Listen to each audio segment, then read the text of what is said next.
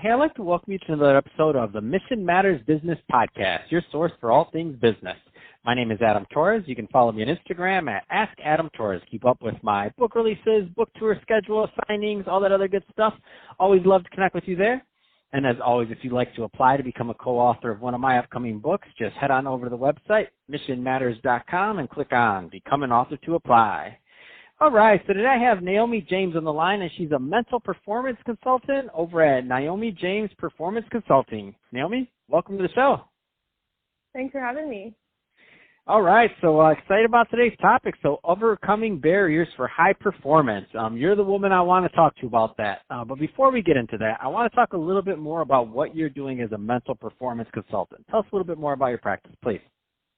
Yeah, sure. So like I said, I'm a mental performance consultant. And what I do is I work with high performers, athletes, musicians, basically the lot of them, in order to help them improve their performance.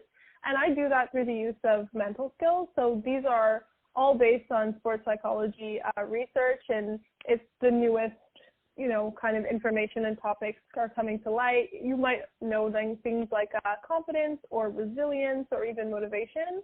All of those things are used, and we use them as mental performance consultants as tools in order to help our athletes elevate their performance and be their best selves. That's awesome. So overcoming barriers for high performance, I think that's a great transition. Now, where do you want to start with this one? Yeah, so I think there's a couple of key things that are really important when we talk about overcoming barriers. I can think of about two or three off the top of my head, but one of the biggest ones I think is managing setbacks and dealing with failure. I find that a lot of high performers sometimes have great relationships with failures, but others don't. And one of the biggest things that I find that's really important when overcoming barriers is to actually change the dynamic of the relationship with failure. And so that requires a lot of reframing and a lot of a cognitive approach in terms of sports psychology.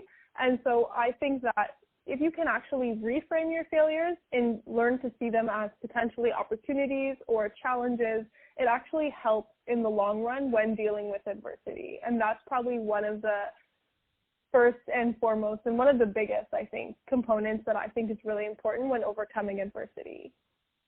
So when you say that, and obviously in a 15-minute podcast, where I don't want to oversimplify what you do. We're not going to be able to get to it all, obviously. And our listeners know that, by the way. But is there a tip or an exercise or just a thought process you can give to us that would teach us how we can maybe start working on reframing that relationship with failure? Yeah, I think the first part in what I do is really becoming more aware. So I think the first tip that I would recommend when it comes to failures is to recognize the language and sort of how you're speaking to yourself on a regular basis, right? Because not everybody takes failure in the exact same way. And without getting into a huge list of them, there's many forms of failure, but I think it depends on how you're actually taking it. You might find people who internalize it, right? Like, oh, I suck, this is the end of the world. You might also find people who are just like, oh, I shouldn't have made that mistake because maybe it's a mistake that might be common, but they're repeating it, right? So I think it really depends on not only how you kind of like see failure, but also recognizing the form of failure that you might have first and foremost. So that's that self-awareness piece. So that would be the first part, I would say, in terms of what you would do. And then as a secondary part, is just to kind of work on reframing it. Can you see this failure, again, as something different? Can you see it as a challenge? Can you see it as an opportunity? And I love this because regardless of whatever field you're in, whether you're an athlete or whether you made a mistake at work, right, nobody really likes to fail. And that's okay, but there are so many opportunities from failure that you can learn from. And I think that's what's really important. Yeah, it's as you say this, like, it's so weird. Like, over time, I feel like, especially in business, I can't speak. I was never a real athlete, so I can't speak from that end. But from, like, the business side, I get worried when things are going too good. I'm like, something's going to happen. This week there were no problems, nothing like, wait a minute, things are going well. I'm like, I need some failure. Like, something's got to happen because I don't trust it. So I get what you're saying. Yeah. And you know what? I don't actually think there's anything wrong with that at all.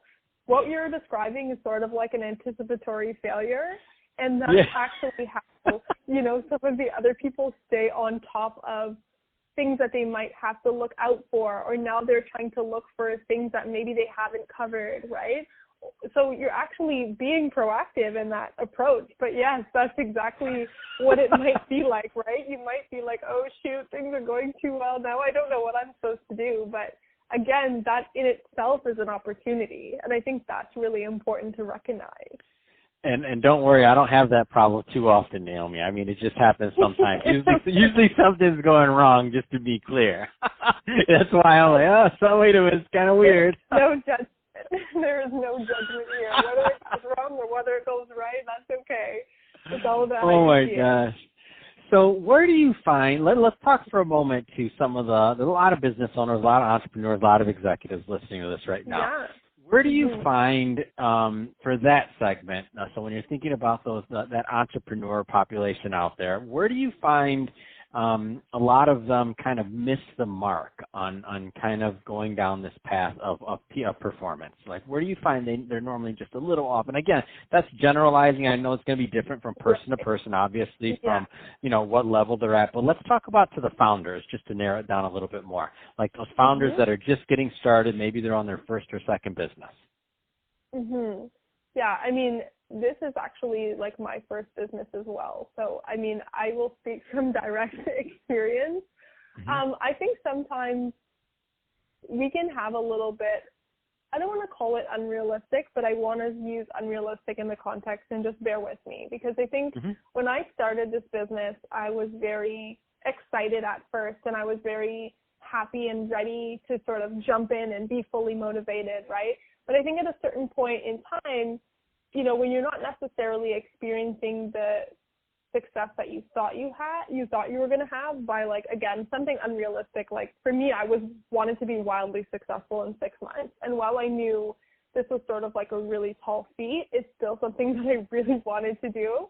And I was a little kind of like disappointed, when I didn't actually achieve that goal or that mark in 6 months.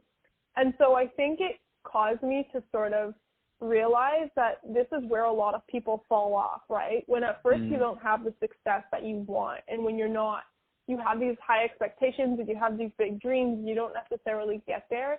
It's so easy to just throw in the towel and be like, you know what, this is all I could do, and like, I'll just move on to the next business, right? Or I'll just do something else at that time. But I think it really helps me understand that there's like a part where you have to really dig in, like, and this is to do with like everything from like marketing, and like if you're a business like mine, getting more traction. Like, there's always things that you can be doing and improving and learning. And so even though you might not be where you want to be initially, that doesn't necessarily mean that you won't be successful, but it's going to be a lot of hard work. And I think, not that it was unrealistic expectations, the more I'm talking about it, I just feel like it's understanding sort of like the amount of effort and like hard work and perseverance that is really required, right, when you want to start up a business. And so it's great when, maybe when you are successful and you can have a lot of moving parts to manage some of those things. But at the beginning, for you, the founders, it's mostly you, right, starting out by yourself, even if it's just the initial idea or the initial business plan. So I just think that you got to be prepared to kind of put in that hard work and expect, kind of like I said before, to fail, right? You can't expect to have like wild success right off the bat, and you have to be okay with that and be resilient enough to bounce back and be like, you know what, I learned something from this. I'm going to take this forward into the next 6 months, into the next year, into the next 2 years, right? To really help you, like, propel you forward. That's awesome. So Naomi, well said, well put, and love it. And I think a lot of the founders out there are going to, the ones that are just starting out and that are kind of closer to your shoes or in your age, they're going to be like, oh man, we're going through it together. The ones that have like maybe gone through a couple businesses or are further along in age and career, they're going to be like, oh, I remember when we were getting started. I was just like her. She's awesome. She's right on her way. So I love it in both cases. So that being said, Naomi, if somebody's listening to this and they want to learn more about your performance consulting services, I mean, what's the best way for them to reach out and to learn more? Yeah, so there's pretty much two ways that I operate. The first one is by you can go on my website, www.naomijamesconsulting.com, or I do answer Instagram messages, so feel free to contact me on my business Instagram, which is Naomi James, all one word, _MPC. Fantastic. Well, Naomi, really appreciate you coming on the show today and sharing more about all the great work that you're doing over at Naomi James Performance Consulting. And to the audience, as always, thank you for tuning in. Hope you got a lot of value out of this. If you did, don't forget to subscribe to the podcast, leave a review on the Apple iTunes Store. If you're watching this on our YouTube channel, Mission Matters Business, definitely give us a subscribe there, but also leave us some comments on the video. I mean, love to know what kind of projects and things that you're working on. And Naomi, thanks again for coming on the show. Awesome. Thanks for having me, Adam. Have a great day.